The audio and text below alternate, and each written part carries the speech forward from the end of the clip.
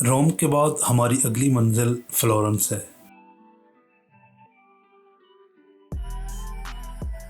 روم سے فلورنس ہم بذریعہ ٹرین تقریباً 1 گھنٹہ اور 45 منٹ میں پہنچے۔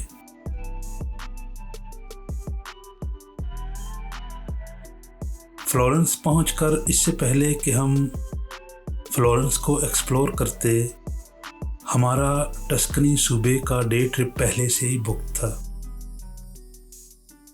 اور اگلے ہی روز ہم صبح فلورنس سینٹرل اسٹیشن سے بذریعہ ٹرین ویا کوسٹانا اسٹیشن پہنچے، جہاں سے بذریعہ کوچ ہم اپنے پہلے اسٹاپ پیسا لیننگ ٹاور کے لیے روانہ ہوئے۔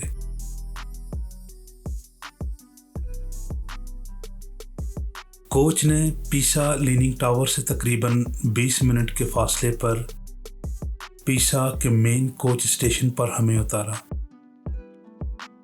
آج پیسا کا موسم انتہائی خوبصورت تھا اور سارا گروپ بذریعہ واک پیسا لیننگ ٹاور کی طرف روانہ ہوا۔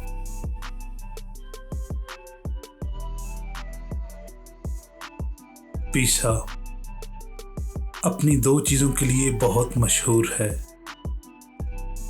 ایک گیلیلیو گیلیلائی اور دوسرا لیننگ ٹاور۔ گیلیلیو ایک ریاضی دان، ماہر طبیعیات، فلسفی اور ماہر فلکیات تھا، اور اسے اکثر جدید سائنس کا باپ بھی کہا جاتا ہے۔ گیلیلیو نے تجرباتی تھیوری کے اصولوں اور ریاضی کو ایک مشترکہ فریم ورک میں رکھا۔ ہم اگر جدید فلکیات کو ترقی دینے کا ذمہ دار کسی کو ٹھہرا سکتے ہیں تو وہ یقیناً گیلیلیو ہوگا۔ گیلیلیو پیسا میں پیدا ہوا اور یہیں پیسا یونیورسٹی سے میڈیسن میں تعلیم حاصل کی۔ گیلیلیو کی سب سے پہلی وجہ شہرت پینڈولم کا قانون بنا۔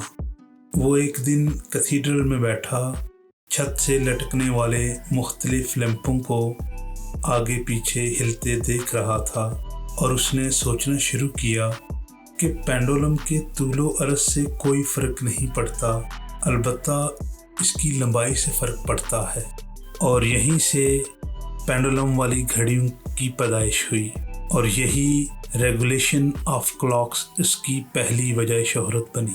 اس کے علاوہ گیلیلیو کا وہ مشہور تجربہ جو اس نے پیسا ٹاور پر کیا تھا، جسے لا آف کانسٹنٹ ایکسلریشن بھی کہا جاتا ہے، جہاں اس نے ایک ہی دھات سے بنے ہوئے 2 مختلف وزن کے گیندوں کو پیسا ٹاور سے ایک ساتھ نیچے پھینکا اور وہ دونوں ایک ساتھ زمین پر گرے۔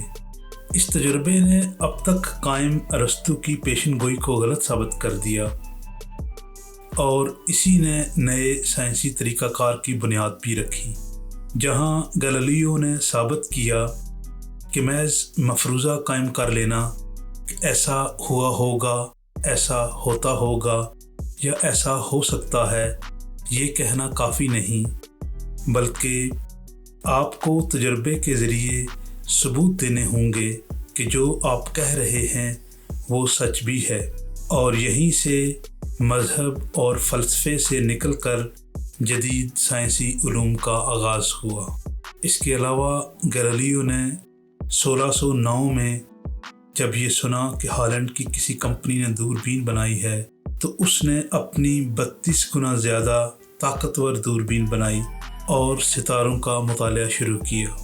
اس نے نہ صرف مختلف سیاروں اور ان کے گرد گھومنے والے چاند دریافت کیے، بلکہ یہ بھی ثابت کیا کہ زمین کائنات کا مرکز نہیں ہے، جس کی وجہ سے عیسائی مذہبی پیشواؤں نے اسے پابند سلاسل کر دیا، کیونکہ عیسائیوں کا کہنا تھا کہ زمین کائنات کا مرکز ہے اور ساری کائنات اس کے گرد گھومتی ہے، نہ کہ زمین کسی اور ستارے یا سیارے کے گرد گھومتی ہے۔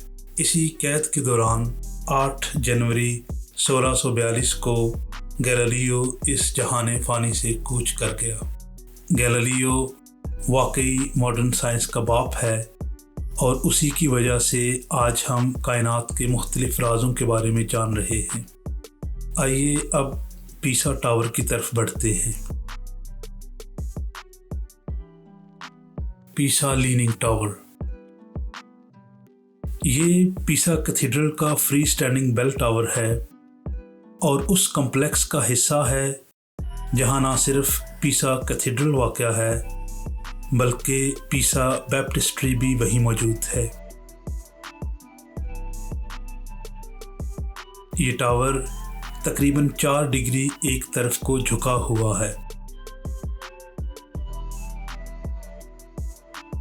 اور اس کی وجہ وہ غیر مستحکم بنیاد ہے جو اس کی تعمیر کے دوران بیٹھ گئی تھی۔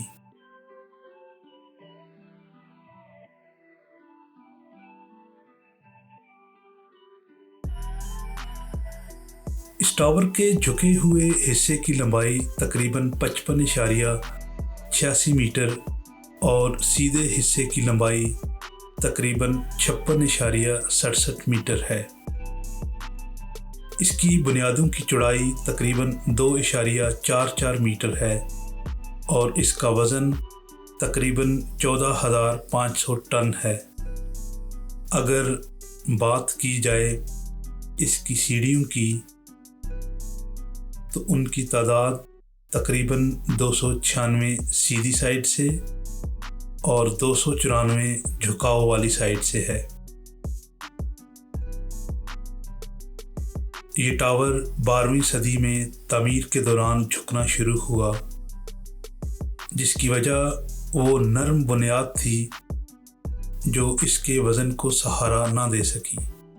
14ویں صدی میں تعمیر کی تکمیل کے بعد یہ مزید خراب ہو گیا اور 1990 تک جھکاؤ 5.5 ڈگری تک پہنچ گیا، لیکن پھر 1993 اور 2001 کے درمیان اصلاحی کام کے ذریعے اس کو مستحکم کیا گیا،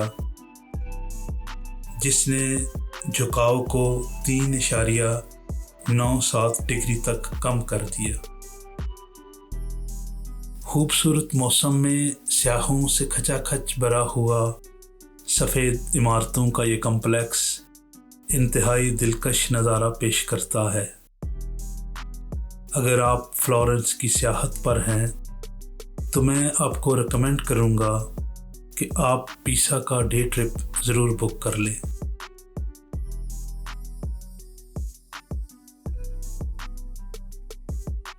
کمپلیکس کے باہر سووینئرز کے اسٹال ہیں جو عام طور پر پاکستانی اور بنگالی حضرات نے لگا رکھے ہیں۔ پیسا کے بعد ہماری اگلی منزل سینا ہوگی۔